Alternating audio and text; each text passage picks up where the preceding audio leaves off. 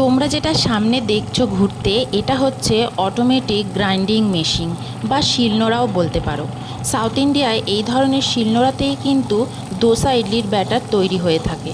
তো আমিও এটা তার জন্যেই কিনেছিলাম। তো এটা কিনে দেখেছি আমি অনেক কিছুই এটাতে বাটাবাটি করতে পারি।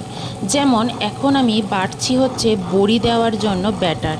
কালো বিউলির ডাল কিনেছিলাম খোসা শুদ্ধ, তো দেখো বিউলির ডালের কালারটা কেমন এসছে। তো আজকে ভাবছি বড়ি দেবো।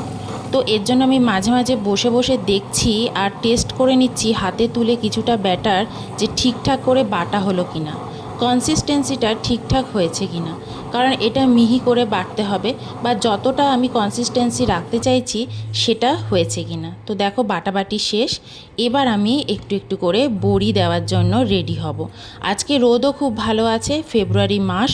তো এই সময়তেই বারান্দায় আমার খুব সুন্দর রোদ পড়ে। এপ্রিল মাস অবধি তো এই রোদ থাকবেই। তো ভাবছি এর মধ্যেই আমি বড়িটা দিয়ে দেব, নইলে না এরপর রোদ চলে গেলে আর টাইম চলে গেলে বড়ি দেওয়া যাবে না।